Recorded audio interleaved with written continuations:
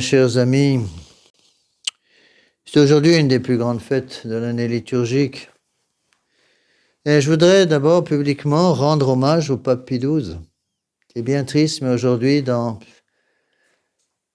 pas toutes, mais presque toutes les chapelles traditionnalistes, chez les vacantistes, ils refusent cette messe, les prêtres refusent de dire cette messe et disent encore la messe de Saint-Philippe et Saint-Jacques, alors que le pape Pie XII, en 1955, a donné l'ordre express à ce que la fête de Saint-Philippe et Saint-Jacques, qui était avant au 1er mai, soit transférée au 11 mai. Et il a remplacé cette messe, cette fête, par la fête de Saint-Joseph artisan. Alors c'est difficile de savoir pourquoi ces prêtres se permettent de refuser l'autorité de Pie XII. Je me répète, je m'excuse de me répéter, mais ça me semble extrêmement important de rentrer ça dans la tête des gens. C'est qu'à partir du moment où on reconnaît un pape comme légitime, c'est le cas du pape Pie XII, on est tenu, en conscience, de suivre les modifications liturgiques que le pape fait intervenir pour la liturgie dans l'Église universelle, ce qui est le cas pour le pape Pie XII avec cette fête de Saint-Joseph. Puis aussi, je pense, ça vient aussi un peu de cette espèce de mépris pour les petits. C'est triste à dire, mais c'est comme ça. Une fois, j'ai discuté avec un prêtre qui refusait la messe de Saint-Joseph et qui m'a dit « Oh, c'est la messe de Saint-Joseph, premier communiste. » C'est totalement stupide. L'Église a toujours fait la même chose. De reprendre des anciennes, très souvent c'est le cas, reprendre des anciennes fêtes laïques et les baptiser littéralement, ce qu'elle a fait avec la fête de la lumière, par exemple, qui est devenue la fête de la Chandeleur. C'est le cas aujourd'hui avec cette fête qui est une fête laïque malheureusement, mais qui est aussi maintenant une fête religieuse très importante.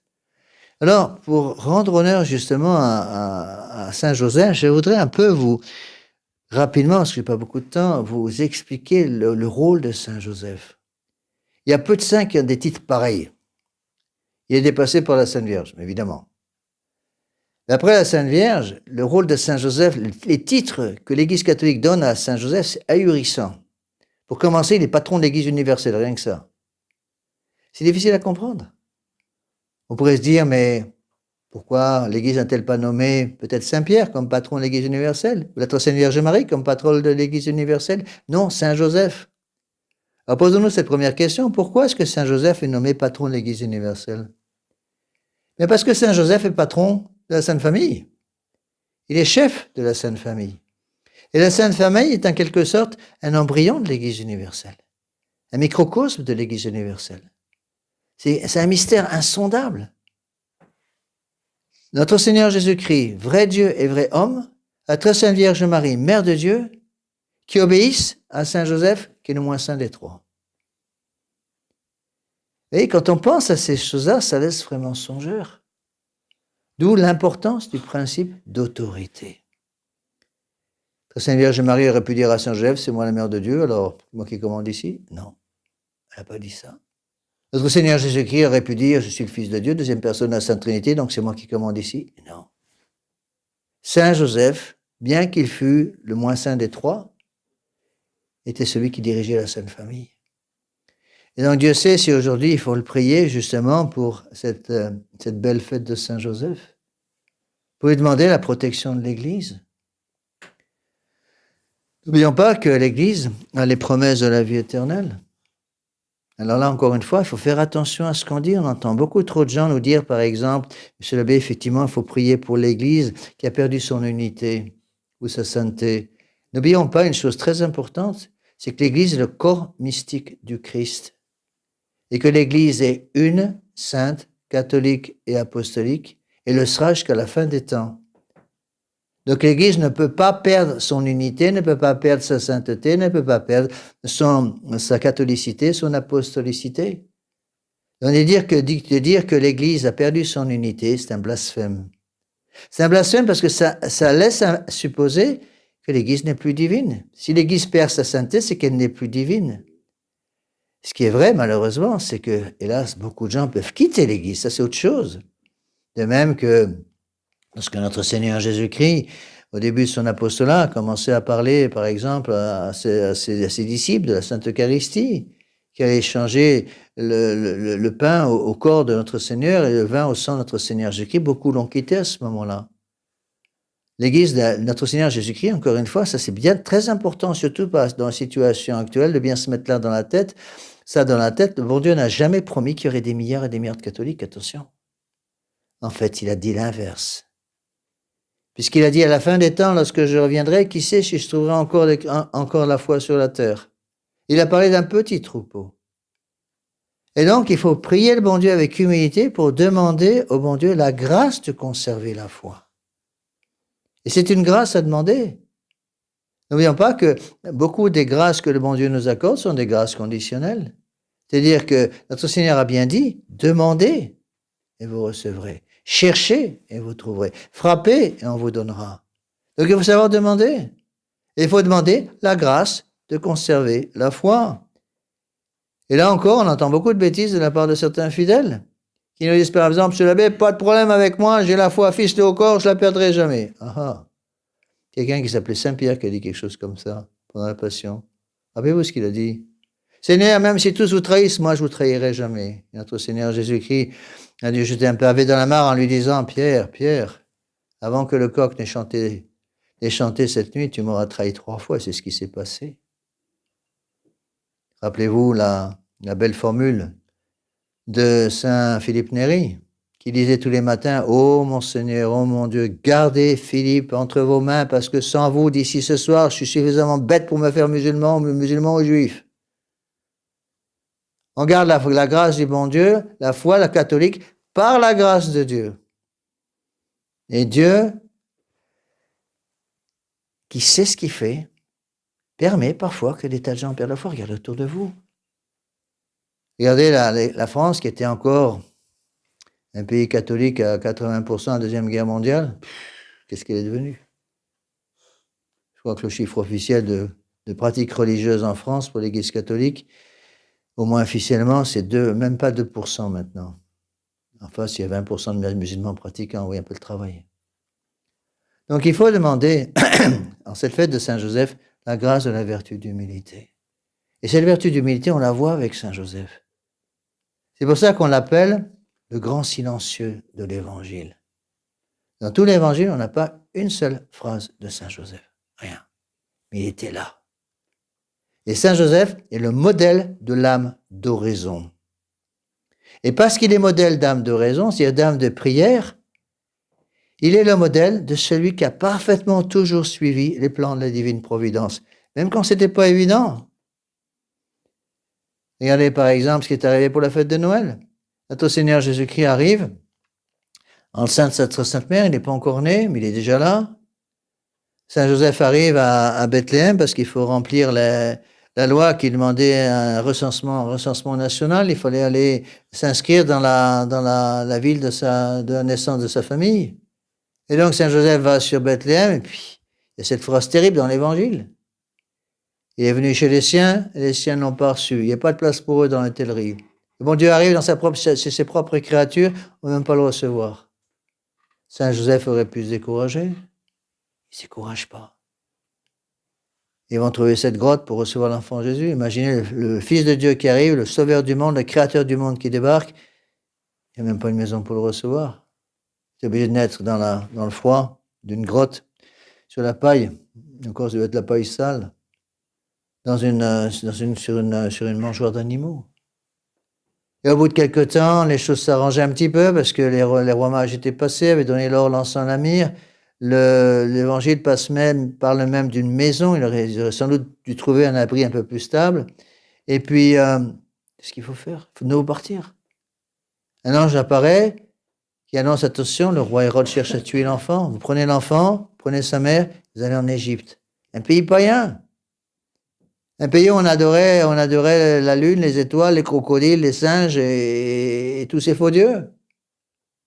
Et donc notre Seigneur Jésus-Christ est obligé de partir avec Saint Joseph qui dirige tout ça et partir dans un pays de païens. Saint Joseph aurait pu dire, mais moi je ne parle pas l'égyptien, je ne parle pas la langue du pays, qu'est-ce que je vais faire pour trouver un travail, qu'est-ce que je vais faire pour trouver une maison? Il part, il obéit. Au bout d'un certain temps, l'ange revient en disant, maintenant vous pouvez retourner à Nazareth, parce que Hérode est mort, qui cherche à tuer l'enfant. Et Saint Joseph obéit. Donc Saint Joseph est le patron, le modèle aussi de l'esprit d'obéissance. Pourquoi? C'est ça qu'il faut bien comprendre. Il est modèle d'esprit d'obéissance parce qu'il est modèle d'esprit d'oraison. Pas d'obéissance sans prière. Pas d'obéissance sans oraison. Certains d'entre vous qui sont ici, vous venez de suivre la retraite la semaine dernière. On vous a appris à méditer. Gardez cet esprit d'oraison qui est absolument nécessaire. Celui qui prie se sauve, dit saint Alphonse, celui qui prie pas se damne. C'est aussi simple que ça. On ne peut pas se sauver sans prière. Pourquoi? Parce que la prière nous met à genoux devant le bon Dieu. Et c'est ce que l'homme moderne doit faire. L'homme moderne doit apprendre à s'agenouiller devant Dieu. Celui qui s'agenouille devant Dieu, devient grand. Celui qui refuse de s'agenouiller devant Dieu reste un esclave. Et c'est pour ça aussi que Saint Joseph est invoqué dans l'Église universelle comme étant le grand argentier. Il y a celui qui nous aide à nous dépêtrer des histoires matérielles et financières, et c'est pour ça qu'il ne manque pas les temps qui courent. Et donc, quand nous avons des difficultés, moi-même je le fais, une grosse facture à payer, on fait une neuvaine à Saint-Joseph pour que Saint-Joseph nous débloque un peu les fonds nécessaires, et surtout quand on vit qu'avec des dons, c'est pas toujours facile. Et donc, il faut augmenter si je prie, j'aurai l'esprit d'obéissance, et si j'ai l'esprit d'obéissance, je vais avoir l'esprit de confiance au bon Dieu. Et je saurai lui faire confiance pour toutes les histoires matérielles. Si bon Dieu s'occupe des fleurs sur les champs et de les vêtir comme il n'a même pas vêtu le roi Salomon, eh bien, il va s'occuper de nous quand même. Si bon Dieu sait exactement le nombre de passereaux qu'il y a dans les airs, dans la région, il va s'occuper de ses propres enfants. Vous voyez, donc ne pas se décourager et comprendre cette importance, l'importance de ces choses-là. Donc, Saint Joseph, si vous voulez, est non seulement patron de l'Église universelle, il est protecteur de notre Sainte Famille. Il est protecteur de la Sainte Famille. Dieu a demandé à Saint Joseph d'être le gardien officiel du Fils de Dieu. Pas rien, ça. Et non seulement il lui a demandé d'être le gardien officiel du Fils de Dieu, il lui a demandé aussi d'être le gardien officiel de la virginité de notre Sainte Vierge Marie. Encore un grand mystère. Saint Joseph lui-même était vierge, a voulu garder la virginité. Il a épousé la très sainte Vierge Marie, qui était également vierge. Rappelez-vous, lorsque l'ange Gabriel est venu annoncer à la très sainte Vierge Marie qu'elle allait devenir, pour lui demander sa permission pour devenir la mère de Dieu, il a fallu l'acceptation de la très sainte Vierge Marie pour que le mystère de l'incarnation puisse s'accomplir. Regardez ce qu'elle dit à la très sainte Vierge Marie tout de suite. Comment cela peut-il se faire puisque je ne connais point d'homme? Elle a voulu d'abord vérifier qu'elle pourrait conserver son titre de vierge et son rôle et sa situation de virginité. Et l'ange l'a rassurée en lui disant, l'Esprit Saint vous couvrira de son ombre et l'être qui naîtra en vous sera du Saint-Esprit. Alors elle a dit oui, qu'il en soit fait en moi selon votre parole. Donc Saint Joseph est celui qui a été choisi par Dieu pour protéger la Sainte Famille, protéger la virginité de notre Sainte Vierge Marie. C'est pour cela on dit que la Sainte Famille est un embryon de ce qu'est l'Église. Donc il faut avoir cette dévotion envers Saint Joseph, justement, pour nous aussi avoir qu'on le prenne pour protecteur d'un autre trésor. Le trésor qui est dans notre âme. Nous avons dans notre âme un trésor extraordinaire. Quel est ce trésor extraordinaire? La foi. Quel est ce trésor extraordinaire que le bon Dieu nous a donné? Le fait que nous sommes créés à l'image et à la ressemblance de Dieu. Tous les hommes sont créés à l'image de Dieu parce que tous les hommes ont une âme, mais tous les hommes ne sont pas créés à la ressemblance de Dieu parce que tous les hommes n'ont pas l'état de grâce en eux. Il y a des millions de personnes aujourd'hui qui ont été baptisées, qui ont eu l'état de grâce comme bébé, qui l'ont perdu, qui n'ont jamais retrouvé, hélas. Donc il faut demander avec humilité à Saint Joseph cette grâce de garder fidèlement ce trésor, de même que lui a gardé finalement ce trésor extraordinaire qui lui avait été confié par la divinité de notre Seigneur Jésus-Christ et la virginité de sa mère, de son épouse, pardon. De la même façon, demandons à Saint Joseph les grâces nécessaires pour que nous puissions conserver dans notre âme ce trésor extraordinaire que le bon Dieu nous a donné, à savoir l'état de grâce. Notre Sainte Vierge Marie, à partir du moment où elle a donné son fiat, elle a donné son accord pour devenir la mère de Dieu, eh bien, elle est devenue un tabernacle vivant. De même que le prêtre est en charge du tabernacle, une des premières fonctions du prêtre, c'est évidemment de surveiller le Saint-Sacrement, de veiller à ce que le Saint-Sacrement soit protégé. De la même façon, Saint Joseph a eu comme mission extraordinaire de surveiller le Saint-Sacrement qui était présent dans le corps de sa Sainte Épouse. C'est ça qu'on dit que la très Sainte Vierge Marie était un tabernacle vivant, un ciboire vivant. Le ciboire, c'est la pièce d'orfèvrerie dans laquelle on garde dans le tabernacle les hosties consacrées. Et comme marque de cette consécration, on place autour du ciboire un linge doré qu'on appelle un pavillon de ciboire. Eh bien, le corps de la très Sainte Vierge Marie était le pavillon de ce ciboire vivant qu'elle était devenue en ayant accepté de devenir la mère du Sauveur. Et le rôle de Saint Joseph était de protéger ce don extraordinaire. Demandons-lui de protéger l'état de grâce qui est en nous. Nous aussi, nous devons protéger l'état de grâce qui est en nous. Le bon Dieu nous a fait cette grâce extraordinaire de nous donner la foi catholique, une grâce qu'il ne donne pas à tout le monde. Le bon Dieu nous a fait la grâce extraordinaire d'avoir peut-être un peu plus compris ce qui se passe actuellement dans l'Église. Mais attention, ces grâces sont des dons gratuits. Et il faut avec humilité, beaucoup d'humilité, supplier le bon Dieu de nous garder dans son amitié. Et ça, c'est un don de Dieu. Saint Joseph est aussi invoqué, à cause de ce que je viens de vous dire, comme patron de la pureté. Patron de la pureté. On dit que c'est Saint Joseph surtout qu'il faut prier dans les moments de tentation, les moments de désolation, les moments de grosses tentations physiques, tentations contre la pureté. Il n'est pas possible de vivre dans une poubelle sans sentir mauvais. Donc on ne peut pas vivre dans le monde moderne sans être, qu'on le veuille ou non, contaminé par les miasmes impurs qui sont partout dans le monde moderne, surtout dans les villes. Mais de même qu'une rose est capable de pousser sur un tas de fumier, de la même façon, Dieu peut permettre que nous conservions l'état de grâce, que nous conservions la foi, que nous conservions la charité, même si nous sommes malheureusement obligés de vivre dans un monde complètement contaminé par les idées de liberté, d'égalité, de fraternité, par l'impureté qui va avec. Donc il faut demander avec humilité à Saint Joseph de nous aider à conserver la pureté. Notre Seigneur Jésus-Christ n'a pas voulu naître dans son humanité dans n'importe quelle famille. Il a choisi une famille vierge. La Sainte Vierge Marie est vierge et mère. Miracle incroyable. La Sainte Vierge Marie était épouse d'un homme qui est resté vierge. Pour nous apprendre à comprendre l'importance de la vertu de pureté. Et donc, il faut pas s'étonner si, évidemment, je vous le dis souvent, les catholiques sont devenus des gibiers de choix pour le démon, et donc, soyez pas étonnés si les catholiques ont évidemment un tas de tentations contre la pureté. Surtout dans le domaine du mariage. Un des rôles de l'Église catholique, c'est justement de sauvegarder la sacralité du mariage chrétien. De rappeler à temps et à contre-temps, surtout aujourd'hui, de plus en plus, l'importance du sacrement de mariage. Le bon Dieu n'a pas voulu naître d'une jeune fille isolée.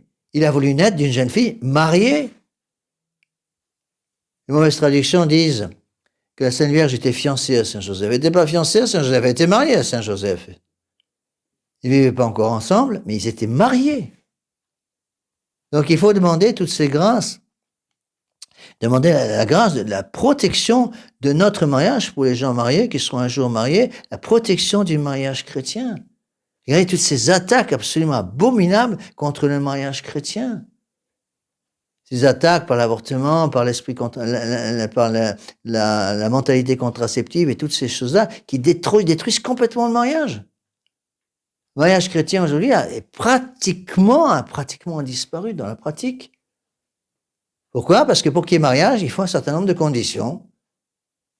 Et ce qu'on appelle les conditions du contrat, les conditions naturelles du contrat, à savoir l'unité, l'indissolubilité, l'acceptation des enfants. Donc s'il n'y a pas d'unité, s'il n'y a pas d'indissolubilité et qu'on n'accepte pas les enfants que le bon Dieu veut qu'on ait, pas de mariage. Le mariage est invalide. C'est très important de comprendre ces choses-là. Et qu'est-ce qu'ils font aujourd'hui? Encore une fois, ils attaquent les fondements même de l'Église. Ils attaquent les fondements même de l'Église. Ils attaquent les fondements même de l'Église, justement, en détruisant toutes les protections des âmes. Une âme, le bon Dieu n'a pas voulu que les âmes de nos enfants se poussent toutes seules comme ça dans la nature. Il a voulu la protection d'une famille catholique, de même qu'il a voulu la protection de la Sainte Famille de Saint Joseph, notre Sainte Vierge Marie, pour faire naître l'enfant Jésus. Quand on pense que notre Seigneur Jésus-Christ est vraiment Dieu, la deuxième personne de la Sainte Trinité, c'est lui qui a créé le ciel et la terre, qui ne peut pas survivre dans son humanité sans l'île de notre Sainte Vierge Marie, sans les soins diligents de Notre-Dame. Si notre Sainte Vierge Marie s'était pas occupée comme s'était occupée de l'enfant Jésus dans son humanité serait mort. Il ne peut pas mourir en tant que Dieu, évidemment, parce qu'il est éternel. On pourrait continuer, mes bien chers frères, cette longue liste de vertus de Saint Joseph. Imaginez un peu, Dieu fait homme qui appelle Saint Joseph papa. Quand on y pense, c'est ahurissant. Dieu qui a créé Saint Joseph, Dieu qui maintient Saint Joseph dans l'existence, Dieu fait homme qui appelle Saint Joseph papa. C'est tellement énorme, ça nous semble presque un peu exagéré de dire des choses comme ça. Pourtant vrai.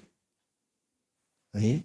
Donc il faut, encore une fois, demander au bon Dieu de nous aider à comprendre toutes ces choses. Et le dernier titre de Saint Joseph, je ne vais pas oublier celui-là non plus, il est aussi le patron de la bonne mort.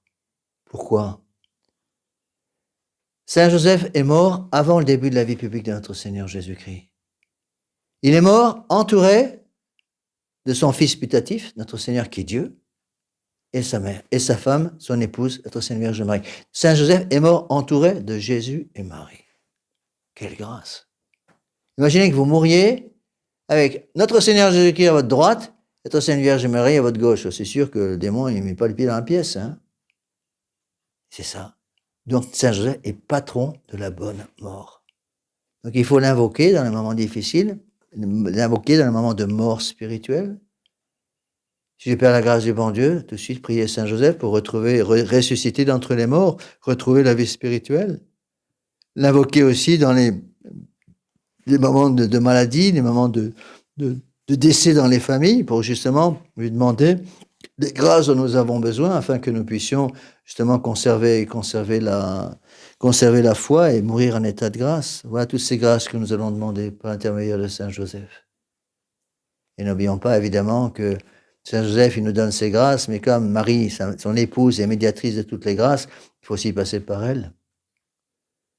Le bon Dieu a permis que ces grâces qu'il a préparées pour nous soient données par l'intermédiaire d'autres personnes. Encore un grand mystère.